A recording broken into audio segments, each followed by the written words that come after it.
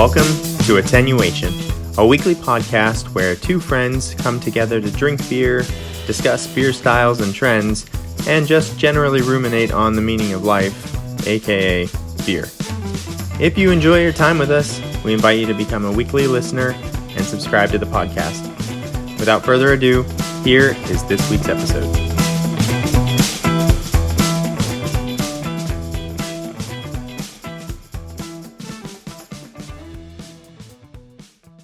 Hello, and welcome to episode 92 of Attenuation, a beer podcast. My name is Jason, and I'm joined by my best friend since 8th grade, Steven. Hello. How are you today, sir? So good. Oh, well, I'm struggling, but... Steven's very tired today, so... Yeah, and I have to work tomorrow. It's a school night, and you're tired?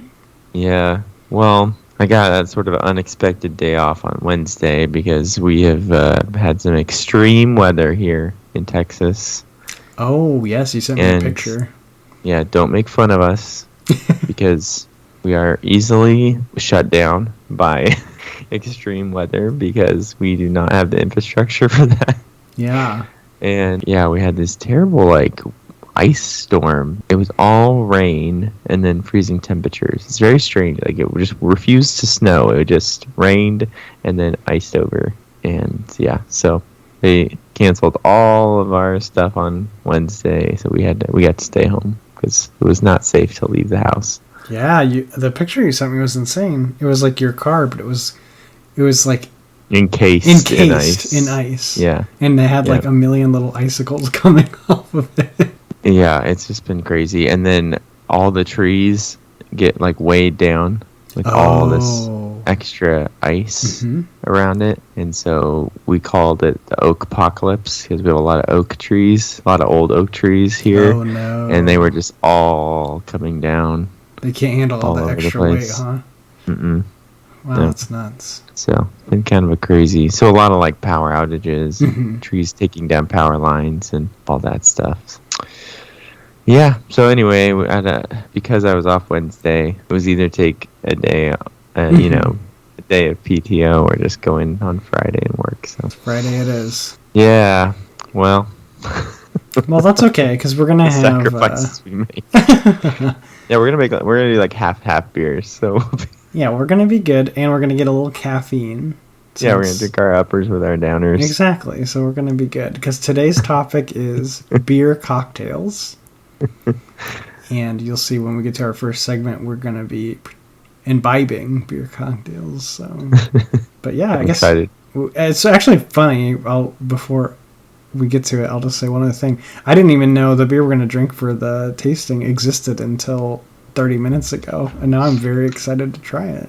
Yeah, so I'll introduce this. I was inspired by this Reddit post. Somebody posted an old German, I think it's called Weinheitenstepaner or something. It has some really long name, but it's the oldest operating brewery in the world in Germany. Mm-hmm. And they make a Hefeweizen. Somebody posted that on Reddit, and I saw in the comments someone was like, mix that half and half with cola, you'll love it. I was like, what the heck? Who is this person? And then I look it up and realize it's an actual German thing. It's very common. Yeah. They call it ColaWeizen. Yep, half wheat beer, half cola. So who knew? And as fortune would have it, see, you came prepared, but I didn't even know about this, but sure enough, I had Hefeweizen in my beer fridge, so nice. We're ready. So I guess we stepped on our first segment, but we're gonna do our drinking beer segment. But we're both gonna do ColaWeizens. And it's actually, we got some nice variants here because do you have Pepsi? Yeah. Okay, so I have Coca-Cola. I have Pepsi Zero, but... Oh, well, that's even better. Yeah. Now, do you have real Coke or do you have Diet? I have a real Coke. Coke. I have a bottle Coke. Oh, you have a real Coke. From Mexico. Does it have cane sugar in it? Yeah. Nice. Okay, cool. So we're on opposite ends of the spectrum. Yeah. You have an old school real sugar Coca-Cola, and I have some synthesized chemical that's sweet in Pepsi. And I've got the I think there's a lot of breweries in Germany that claim to be the oldest. They just all say that. Because I got Schneider Weisse, which is a German Hefeweizen. It's a German brewery, but they say they're the original wheat beer brewery, the oldest wheat beer brewery in Bavaria. So Okay. And I have KC Beer Co. And you'll notice mine says Bavarian style. Our favorite thing in the world, wheat ale. Nice. So they get away with calling themselves that because it's just styled after. And where is that brewery from? They are in Kansas City. That's what the KC stands for. Nice. Yeah. So I actually drank one of these. I'm going to desecrate it with Pepsi in a second, but I drank one of these Al Natural, if you will, when it was pretty good. Yeah, so desecrate it. Yeah. It's not desecrating. This is what German. Oh, right. Okay. Sorry. It just seems like desecrating when you're going to combine. I think we're going to try it and see if we like it.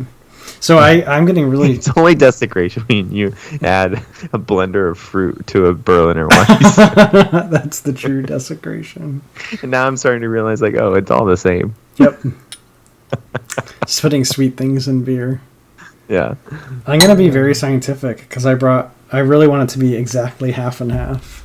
Ah, okay. So I read online that are you gonna, what order are you gonna add them in?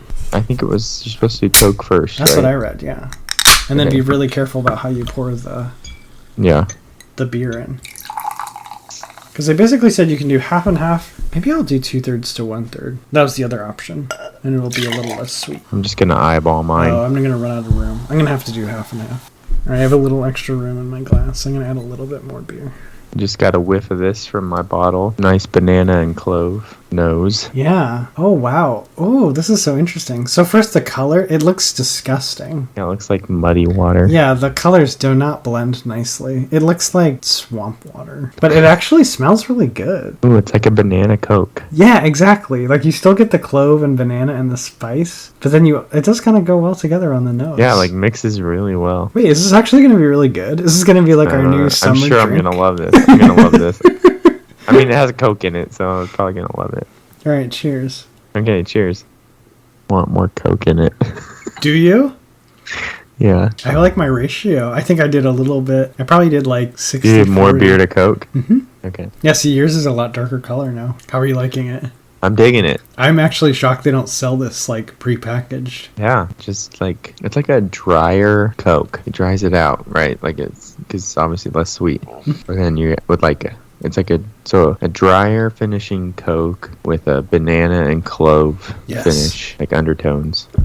Yeah, the initial sweetness is like blunted. It's still there, but your brain almost confuses it as like malt. And then yeah, you're totally right. Then like after you swallow, like almost even in the development, you start to get like more of the sweetness, and then you get that clove, banana, and then more of like the cola flavor, but like devoid of sweetness. In the finish. All right, Coke needs to start selling this because you know how they have like we're going to talk about obviously some different cocktails, but some of them they already make prepackaged in cans in the stores, but I'm like kind of shocked this doesn't exist yet. All right, yeah, they can have you got the 0-calorie version too. Yeah, so this is we could even market it as it's a low calorie beverage because you're only really drinking like half a beer, right? So plus doing it that way you wouldn't have any sort of re-fermentation.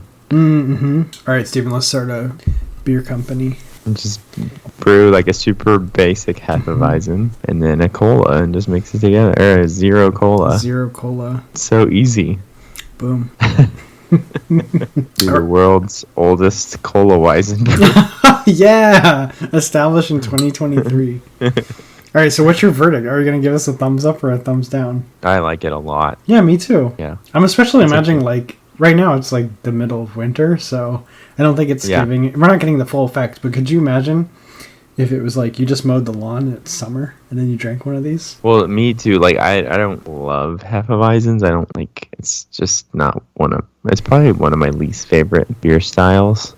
Just because I think sometimes that like banana spiciness is just a little too much for me. But this brings it to life. Yeah, it really does. So, All right, well thanks, it, like, random satisfies that carbonation that I always need. Yeah, actually you're right. I feel like mixing it with soda kind of dials up the carbonation a little bit. I'm a convert. I'm a convert too. Convert. I'm gonna drink one of these in the summer on a hot day, and it's gonna be delicious. All right, cool. So we have our new favorite summer drink. I like it.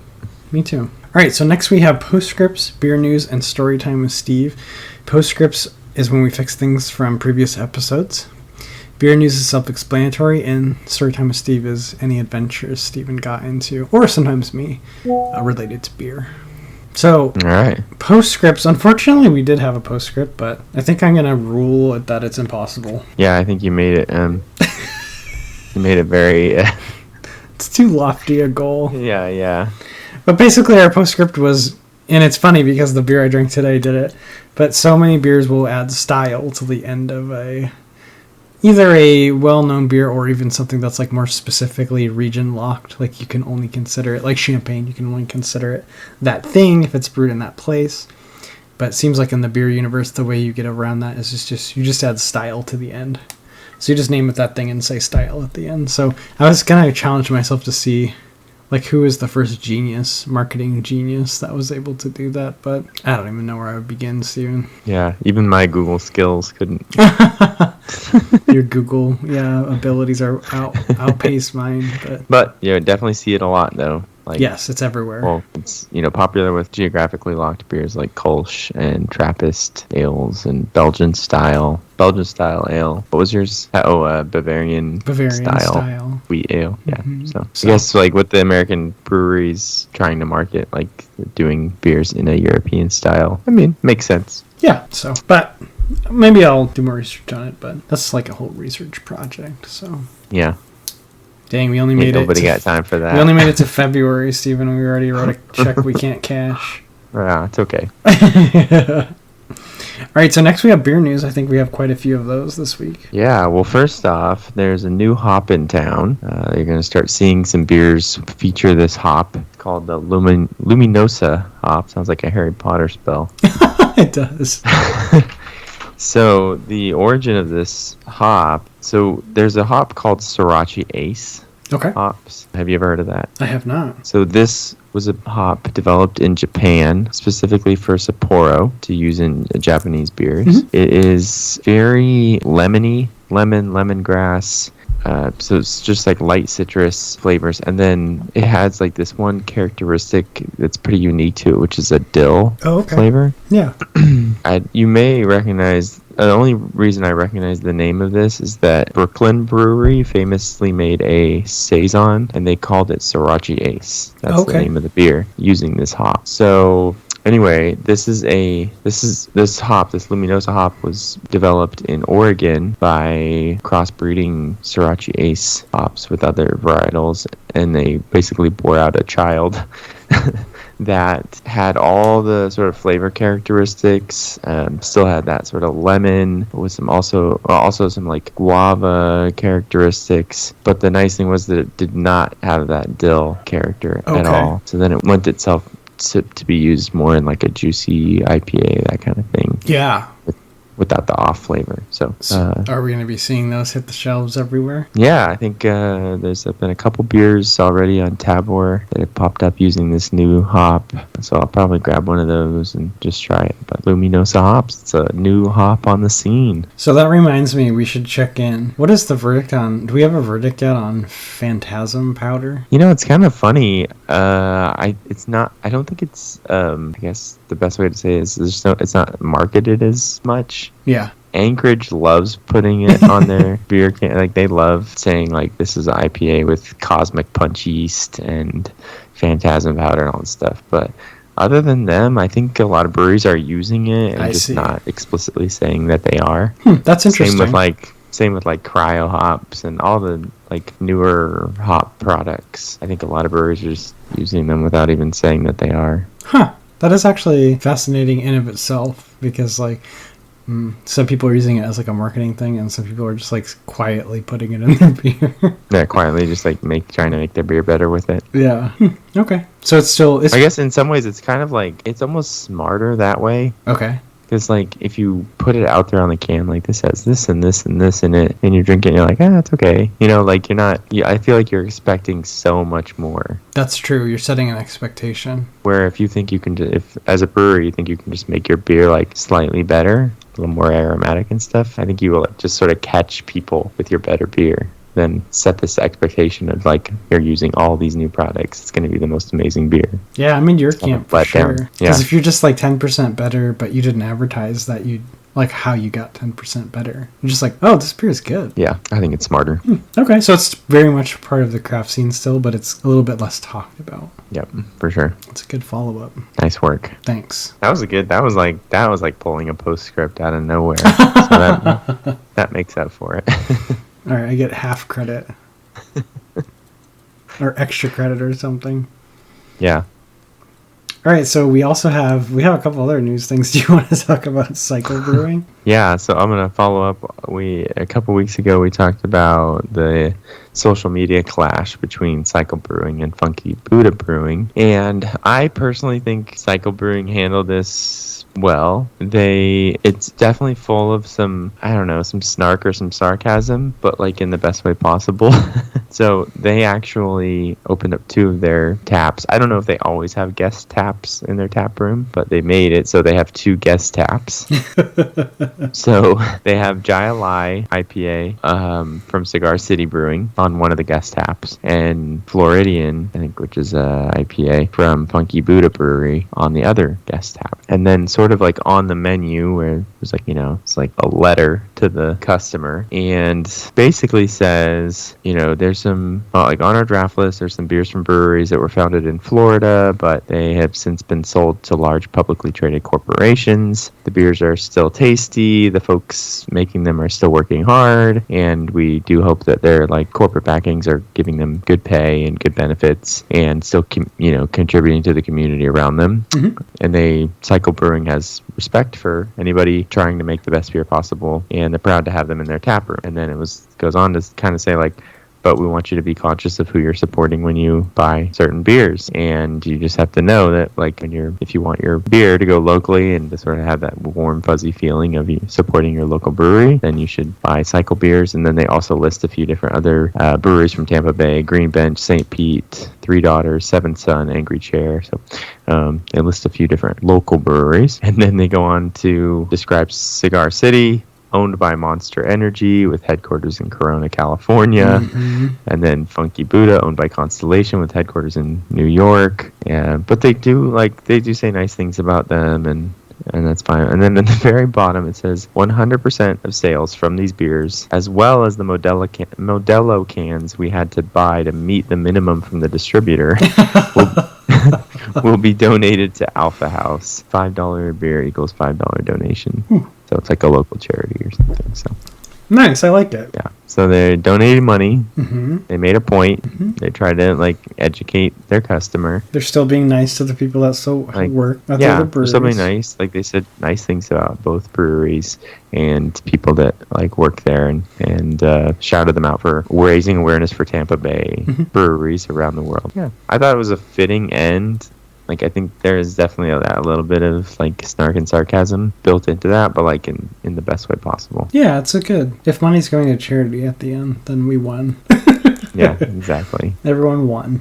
So that's cool. No, I liked it. The drama was pretty funny. It is really a passionate discussion. And I'm sure if we owned a brewery, as the consumer, I think we do have the responsibility of, like, think about when you buy something, where your money is going. But that's kind of where it begins and ends for us. But I think if you own a brewery, it's obviously going to be a lot more, you're going to have way more passionate feelings about it. So for sure. Well, good. Yeah. I guess it's a happy ending then. Yep. I like that. All right, and then next we have... speaking about drama, do you want to talk about side project beer? Yeah, well, so obviously this is something I'm learning about pretty recently as I start to become aware of like what beers are super popular and rare and hard to get and that kind of stuff. And one of the things that has been like coming up a little bit more is side project beers, and I'm starting to realize that they have a well-established sort of like presence in craft beer with a reputation of just being hard to get, very, very, very local. And their biggest, most like rarest release is BBT, which is Beer Barrel Time. It's a barrel-aged stout, of course. Of course. And obviously that's one of the most sought after. But some of their wild ales and things are very popular. They are very popular at festivals. Anytime side project is pouring at a festival, it's usually a big deal, and that's kind of like the long line. Everybody's trying to get their beers. Well, they're popping up on Tavour recently, and so there's been some outrage from the locals that the beer is being distributed out to The highest bidder. online buyers, and maybe even people who don't even realize what they're getting, right? They like see it pop up, and they're like, oh, that sounds good. Which I don't know how much that's happening. I think Tabor users are pretty savvy. Yeah. The stuff that should sell out quickly does, so you can kind of tell. But no, I 100% in the camp that I do not care. I don't care. Like if I have the chance to drink something that I can't get normally, like do you think anyone in like the New England area is upset that you are drinking the Alchemist because you were like showed up at, you got one chance a year to buy it at your local? Probably not, but they do make a lot of the Alchemist. But no, I mean, I guess I'll disagree with you a little bit just because I hate speculators and all things coordinated. And like recently on Tabor, there's been some beers from Revolution where like word has gotten out that they're going to post and they sell out like in seconds. And, and with the express purpose of some people are going to basically like resell those. And that makes me like, that makes my blood boil. But because people are just like profiting off our hobby. Yeah, that I have I definitely have an issue with buying stuff to resell. That's like one of the things that's just sort of ruined everything. Ruined concert tickets. It's ruined all that stuff. Ruined PlayStation 5. So, yeah, and I guess I do in some ways. Like the other day, with the whole Taylor Swift debacle, we were talking about it at work, and I said, when we used to have to like camp out at the box office and actually show up in person to buy tickets, why don't they just do that now? Yeah, just do door sales. You have to be there in person to buy it. It'd be so much more fun too. Yeah. So stuff like that is just like just everything is ruined when it's online and stuff. So Steven, are you becoming a Luddite like me? Yeah. Well, I just I hate people and I hate technology.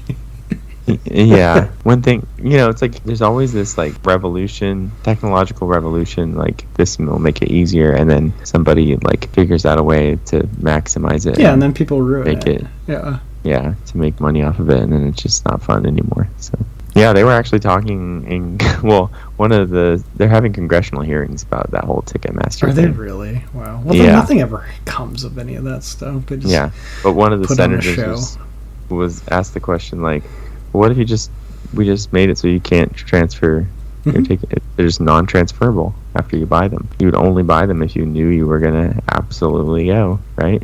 Yeah. And then you would drive down ticket prices and you would not have people buying tickets for resale. But are they going to do that? Probably not. Nah. At the end of the day, they want to make money. Yeah. Well, that's the thing is like, well, I don't know. I don't know enough about this topic to speak with any authority on it, but I do imagine if you're like Taylor Swift, obviously she doesn't want her fans to not be able to see her show, but she probably also wants her shows to sell out. And if you do like go to like door sales only, like I don't know, I guess they'd probably still sell out, but I'm sure they would. Yeah, so maybe she has nothing to lose. All right, Taylor Swift, go door sale only on your concerts. But But yeah, so the whole, I think it's, I don't know, I really do think it's less in this space of like buying beer for resale. That's never going to be, I don't think that's ever going to take too strong of a foothold, except with only the most exclusive beers. It's just too difficult. Shipping is insanely expensive, and then like, I don't know, it's really hard to build up like a status like where you're trustworthy. Like, I'm not going to pay some random dude on the internet to... Like, I don't know. There's no, like, feedback system. Well, maybe there is in some of the, like, beer trading forums, but... Yeah. I don't know. It's all too much trouble. Yeah, I don't think I guess I've never been into that world, the beer trading world. And so I'm sure, I guess it's out there. Yeah, I'm sure it's happening, but like... Yeah. I don't think it's very prolific. The barrier of entry, I think, is too high for it to ever become, like, mainstream, where, like... It's accepted that you need to go on some weird forum to get a certain beer. And, like, normal people will do that. Because if we won't even do it, like, then regular, quote-unquote, people are definitely not going to do that. Like, And, like, transferring a digital ticket, is way different than Yeah, shipping a packaging physical of a beer. and shipping a beer. It's just so hard. Yeah, no, that's a good point. So there was some on some of our favorite Instagram accounts. They did post a picture of like a exploded fruited sours in a package. I want my money back. Yeah. Yeah. So yeah, I just can't see that ever taking over the world. So I think and like putting your beers on Tabor is not the same as, like, I get it that they like that information kind of leaked out and they sold out very quickly, but I think those beers are going to sell out quickly anyway. Yeah. And I really doubt that anybody getting on Tabor is trying to resell it. Probably very, very, very small, if any. Yeah. So that's why my opinion is a little bit different. No, that makes sense. But I guess I like any opportunity to get those beers that I can. That's true. I do have a little bit of sympathy, I guess, if you're like, if you live in an area where there's something very exclusive and then it suddenly starts to get out to everyone else, you do feel like, oh, that was our thing. But but you gotta share the love if you can. And like you said, they're probably not doing it to the detriment of the locals. Like, there's probably still plenty for them to buy.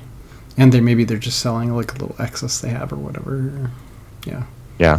Well, this happened with WeldWorks and Medianoche when they started allowing for I think they started allowing for like proxy sales, and then they had some. Oh, I remember they did the Medianoche release right around the beer festival, the Great American Beer Festival. Okay.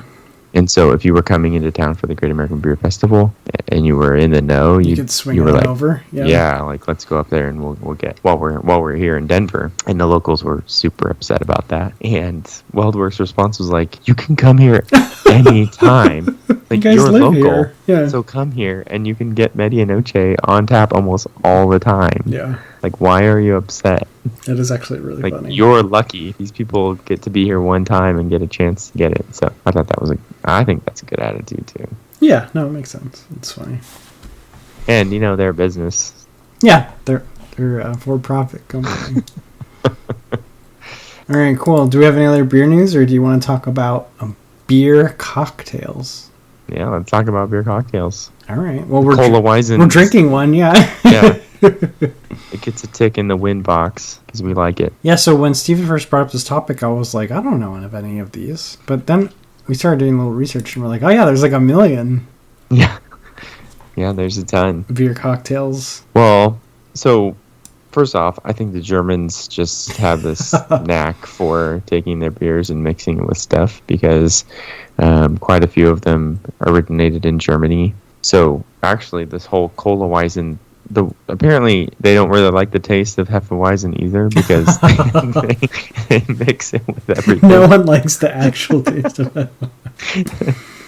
So they have Banana-Weizen, which is a mix of banana juice, and Hefeweizen, which I didn't even know banana juice existed. Yeah, we learned about that today too. Yeah, apparently, obviously, you probably can't find it really on the shelf of a no. I've never seen store. Banana juice on this. But apparently, it's more common in Europe to see it. Yeah, we looked it up, and there's actually like bottles and cans of it. It's so weird. So, and that one makes sense because you're amping up the flavors of the banana anyway.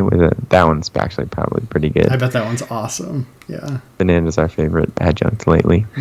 So yeah, the Banana-Weizen, and then they had a Kirschweizen, which is cherry juice, and a Hefeweizen, which that sounds pretty bomb. That sounds right up my alley. Yeah. Something strawberry might be good too, like with that strawberry banana flavor. So the Germans, and then historically with the sour wheat beer, the Berliner Weiss, that beer has always been served with a choice of like a fruit syrup in it. So like raspberry, I think, is like one of the most common. So there's nothing new. What you're saying, Steven, is there's nothing new under the sun. There's nothing new about this. The Germans have been adding sweet stuff to their beers for a very long time. And we just think we're cool pouring our Cokes in. Yeah. Huh. Well, hey, I mean, it's like one of those, like, you learn something new every day, right? Like, I just randomly came across the fact that you can mix cola and a Hefeweizen, and that's a good mix. So yep, and it's kind of like what every fruited sour, we talked about this before in the pre-roll too, it's like every fruited sour is the same thing as well. It's like, oh, take a base beer and put sweet things in it. Yeah, actually, I mentioned Energy City the other day. They posted this video clip of like a local news segment where they had a representative from Energy City. Okay. And they were literally, they had like a picture of their Berliner Weiss beer, and then they were blending in a blender fruits and then mixing them together for the anchors to try. And I was like, dang, that it really is what it is. I just like, it's weird to see it actually happen in real see them time. be mixed, yeah, in like a 50-50 ratio. Yeah. So it's basically the same thing as ColaWeizen. So everything's a remix. That's so true. And I guess I can maybe change my attitude toward the smoothie sour. Not that I'm fully against it, but you just have to do it right.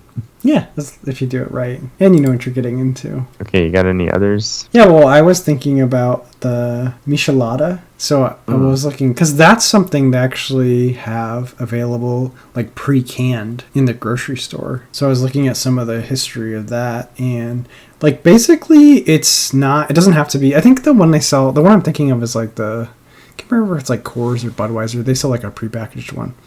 Mm-hmm. But apparently it's just, all it really is like you take beer, Mexican beer, and then you add lime and salt. Those two seem like the constants. But then you can add like anything really else that gives it a kick. So tomato juice, but some people add like hot sauce. And some people add like Worcestershire sauce. I don't even know how to say that word. How do you say it? Worcestershire. They do it right? Yeah. Okay, yeah. I can't pronounce anything. It's like edit this out. And I am not editing that out. But yeah, so people are just like you just want to add something to give it a kick. And it's those, I've actually had that. That's another really, really good like summer drink, very refreshing. Yeah. Well then in the sort of the newer iteration, because there's so many pickle beers now, doing the sour pickle beer with a Bloody Mary mix kind of gives you that same sort of thing. Yeah, very similar. And the pickle flavor, that's like a really fun spin on it. And then we have I remember who the brewery is. We have a local one that they make like a margarita. I think it's Real Ale here in Austin. They make like a margarita beer. So it's kind of a limey lager, like Mexican lager with like more lime already added into it. So that would be a good base for, putting into a chelada. Yeah, that'd be fun. There's a lagerita. Okay. It's kind of similar, like a margarita with a lager. So you use a Mexican lager, and then you put some tequila and some Cointreau. Oh, okay. Yeah, so you can use like a Modelo lime, tequila, and Cointreau. That sounds good. It's like a beer flavored margarita. Yeah. I don't like tequila though, so. You don't really like tequila, yeah. Mm-mm. It's a real. We like gin though. I like gin. Yep. Yeah, I feel like gin, tequila, those are kind of like hater to love it flavors. Yeah. Got drunk on gin and tonics a few days ago, actually. Oh, nice. That is, it's funny. This is a different buzz. Hard alcohol buzzes are very strange. Oh, not only is a hard alcohol buzz and a wine buzz and a beer buzz all different, but the individual hard alcohol buzzes are different too. Yeah. Mm-hmm. It's weird. Yeah. Yeah, okay. The gin and tonic, it was like sneaking up on you. Oh, yeah. Like you just sort of like start being fun without any sort of out like of nowhere. Yeah. I was going to mention, this is another one that's prepackaged, is Shandy's. Yes. So, the basics of it is you just mix beer. I think usually like lemonade, but you can there's like orange juice Shandy's and basically kind of any citrus or lemon, lime, and beer. And those go together, obviously, really well, as you would expect. And we have the Radler. Yep. Same thing. And then, Leinenkugels. If you ever see Leinenkugels in the store? No, I've never seen that. You've never had a Leinenkugels? Wait, is that the prepackaged one? Uh-huh. I gotta look it up. They have lemon, and then they have the grapefruit. Grapefruit is really hard to find. It's better, I think. Oh, does it have the picture of the fruit on the can? Is that what I'm thinking of? Yeah, it's like I feel like it's kind of like a summer scene on there.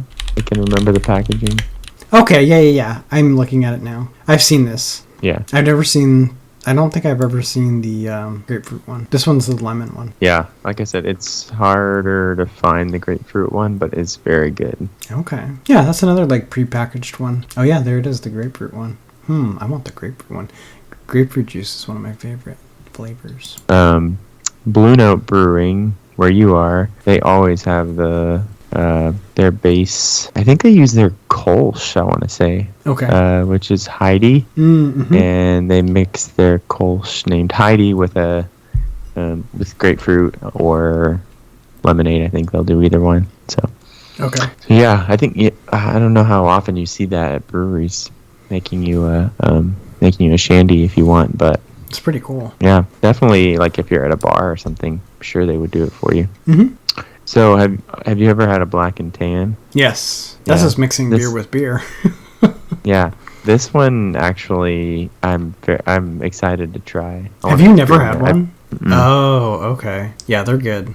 So there's two schools of thought too, because they like layered them, and I've always just drank them. So like you get I can't remember what goes on top. I think Guinness would rise to the top.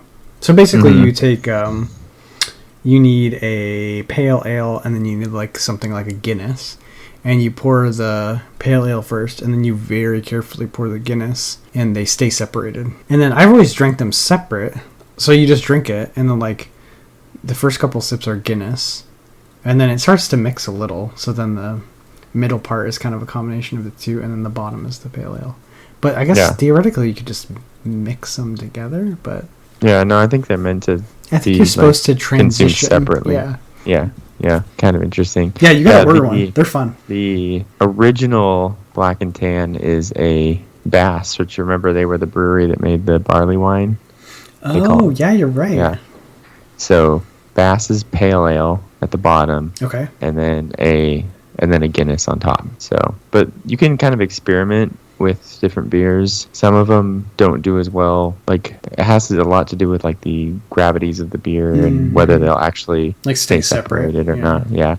But yeah, you can kind of try it with any sort of lighter beer with a darker beer on top if you want to mess around. But the original actual Black and Tan would be Bass Pale Ale. And then they said, you can use like Sierra Nevada Pale Ale or something like that. Pick your favorite pale ale and then put a Guinness on top. And the way, if you take a spoon apparently and like pour the Guinness so it hits the spoon first and then pours down in, that's the best way to like keep it from mixing. I was actually very obsessed with fire drinks in college, so I got very good at pouring 151, like floating 151. Okay. Yeah, and you want to take the spoon and you want to put it, so you want to make like a mountain, so you want to put the like upside down, and then you want to pour it like right onto the tip of the highest point of the spoon, ever so slightly, and then it will kind of roll off the spoon, and then you want it like almost right up against the edge of the glass. It'll kind of like it'll go off the spoon and like hit the edge of the glass, and then kind of just start pooling. You gotta go so slow. But yeah, you can float 151 on top of a drink, and then you can light the 151 on fire. It's very cool. It's very cool when you're like 21. Yeah. Yeah. 21. Yes. When you're 21. Yeah, it's really now cool. I would be worried I'd like burn my house down, but when your brain is not yet fully developed, you didn't think about those things. You're like, fire is cool. Oh my goodness. Okay, so I'll give you there's important things about the Black and Tan. Okay. If you're in Ireland, don't call it a Black and Tan. Oh, okay. So Ireland has a long history of terrorism and and apparently Black and Tans were like a group of it was like a terrorist organization in Ireland or something. Okay. So they don't so it's offensive to call something or ask for a Black and Tan. So in Ireland you would ask for a half and half. Okay. That's a good travel tip there, Stephen. Yeah. And then what was it? You also don't ask for Irish car bomb. Right. That was the other one I was going to bring up, because that's another drink. Speaking of drinks that you light on fire, that was one of the ones I used to drink that we'd light on fire. But I think you just call it I've heard it called like a boiler or a bomber. Slammer. But basically you would take... What was Irish car bomb? So it was Guinness Bailey's? and Bailey's. Drop Bailey's into a thing of Guinness. Yes, but what I discovered, and I highly recommend, is flaming Dr. Pepper. So basically what you want to do on one of those is instead of using Guinness, you just want like a light beer, like a Pilsner. Okay. Mm-hmm. Okay. We used to use I can't remember what we use, like Miller Genuine Draft or something. Okay. And then you use amaretto as the shot. Okay. And then you can do the fire or not, depending on your age and your proclivity. Yeah. If you're 21, do the fire. It's really cool. You're Especially if you're renting. Your risk assessment. Yeah. But yeah, when you drop the shot in, and then obviously that extinguishes the fire part. Yeah. And you drink it really fast, it will taste like Dr. Pepper. It's so weird. It just tricks your brain into, you're like, oh, I'm drinking Dr. Pepper, but you're actually drinking a bunch of alcohol. So very fun variant of the Slammer. I like it. Yeah. There's I came across a funny thing. Fireball. So here in Texas, you cannot sell hard liquor in the grocery store. Oh, right. We've talked about this. Yeah. So you have like it has to be like an actual liquor store. Costco has a separate entrance to their liquor store. They'd just build it right next to section. it. Yeah. It's very interesting. But the other day I noticed these small bottles of Fireball on the shelf of the grocery store. I was like, that's kind of weird. I've never seen whiskey, but I was like, maybe it's just the amount or something. It's a small, it's like a tiny little, stocking stuffer kind of bottle. Okay. And so, yeah, I just figured it's probably just the amount. They can get away with it or whatever. Well, come to find out, no, this thing in the bottle is actually called Fireball Cinnamon. It is not cinnamon whiskey. It is just called Fireball Cinnamon, and it's actually a malt beverage with whiskey flavoring. Ugh. And it's 16.5%. I mean, it tastes like Fireball, but they found a way around it. That's how they can get around selling it in the grocery store. Amazing. So if you buy actual Fireball, I think it's ABV's 30 something percent. Yeah. And this stuff is 16.5, so technically you're not getting as much alcohol. Yeah, I don't even know what you do with that. That's just shoot it, but it doesn't get you as drunk as shooting fire. You could just pour it in a glass and drink it, but it's basically wine at that point. Cinnamon wine. Yeah, exactly. Reminds me of Malibu. Have you ever drank Malibu? Not straight, no. More sins. Malibu. More sins of my youth. Drink. Yeah. We just drink. You're yeah, neither have I. Yeah, you're right. We just drink bottles of Malibu. Oh my goodness. Oh my gosh. Okay, there's another one that sounds disgusting, but apparently is good. It's called a Black Velvet. And that's where you mix a stout with champagne. Oh, that sounds awful. Don't knock it till you try it. I guess I'll have to try it. It looks cool. It's a cool name. I like Black Velvet. Yeah, I'm looking at a picture of it. They kind of did the layering a little bit. Yeah, you could just get some of the fruity bubbles into a. Okay, they're just using stout. Guinness. I guess that's fine. For some reason, I was thinking of a. Yeah, don't use your rusty nail, okay? your expensive barrel aged. I have a one-track Imperial mind. stout. Yeah. Yeah, that is kind of funny. When you think about it, well, that's the thing. Any of these beer cocktails, you don't need to use. Don't use the best stuff. You're not using your fancy beer, right? So, fun story. There's a drink with Scotch called a Rusty Nail, not to be confused with the beer, the Rusty Nail. But it's basically a mix. You can do 50-50, but that makes it pretty sweet. But it's Drambuie, which is a sweet liqueur that's kind of Scotch based, and Scotch. And if you order it in if you just order it in a bar, it's kind of rare to find it because most people don't have Drambuie. But if you find a bar that has Drambuie, they'll usually make it for you, but they'll just use whiskey basically. Mm-hmm. Mm-hmm. So one day we did an experiment where we did it with whiskey, and then we made it with Glenlivet, which is a 12-year-old but very entry level Scotch. Mm-hmm. And we made one with of expensive Scotch. Yeah. And we discovered the jump from well to a somewhat decent bottle made that drink phenomenal. It's so good. And then going to the top level was a total train wreck. Okay. You're just wasting both the Drambuie and the Scotch because... Yeah. So I bet it's probably similar for some of these beer cocktails where like don't use the cheapest beer and don't use the most expensive beer. Use something like in the middle, and you'll probably get a big improvement. Gotcha. Overall. Yeah. So that was kind of a fun experiment and discovery. It's awesome. Yeah. All right. Cool. Do you have any others?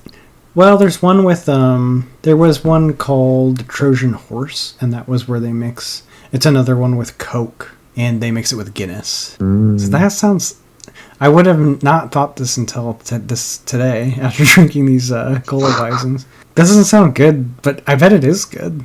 Yeah, it probably is. Yeah, so that's another easy one to try. If you just get a Guinness and a Cola and just mix them together, probably 50-50. And it looks really cool because the colors mix better. With the color, I definitely would say the ColaWeizen color is not appetizing. No. It looks so gross. Yeah, definitely muddy swamp water looking. Mm-hmm. At least a pretty nasty like residue on the sidewall of the glass. Yeah, it's making the... Yeah, you're right. The glass looks gross as well. Yeah, so I'm sure there's like 1,000 other ones. I didn't think there would be so many, but then people mix beer and lots of things. So yeah, so if you have a sweet tooth and you want to try a Hefeweizen with Coke, we recommend it. Yeah, go for it. You can go the Steven route and use a actual real sugar Coke, or you can go the Jason route and use a Pepsi Zero Sugar. Yeah, if you're on a diet, you know we got to try. Don't want the calories. What? I'm thinking it'd be bad, but now it's in my brain. I have to do it. Okay. Get that Pepsi Nitro and mix it with Hefeweizen. Actually, no. You know what we got to try? Guinness and Pepsi. Like the Nitro Guinness. Pepsi Nitro. With the Pepsi Nitro. Then it's Nitro all across the board. Yeah. And actually, the Pepsi Nitro, they have like the vanilla version. The vanilla Pepsi Nitro mixed into Guinness. Yeah. I bet that's good. Yeah, I'll look for it. Okay. I think they still make the Nitro Pepsi. Is it still around or is it gone? I don't know. I saw it one time in the store and bought it when I saw it, and then I never saw it. Yeah, it's not good. Yeah. It's like flat soda. It tastes like it's flat. Yeah. So, well, they always try something. All right, sir. Well, is that an episode? I guess so. Yeah. So that was episode... Oh, wait, I'm ahead of myself. Man, I didn't even drink a strong beer today. Yeah, it's like diluted. I feel giddy, though. Must be... It's the... Well, mine doesn't even have any real sugar in it, but it's that nice combination of alcohol and caffeine. Yeah. So, sorry, you can reach us at attenuation.podcast on Instagram. And we're also available at contact.attenuation@gmail.com. Now I can say this has been episode 92 of Attenuation, a beer podcast. My name is Jason, and I'm joined by my best friend since 8th grade, Steven. That's me. And we are saying cheers, and we'll see you next week. All right. Cheers. Thanks for listening to this week's episode of Attenuation, a beer podcast. Don't forget to subscribe to the podcast and follow us on Instagram or Facebook for more fun content. Catch you next week. Cheers!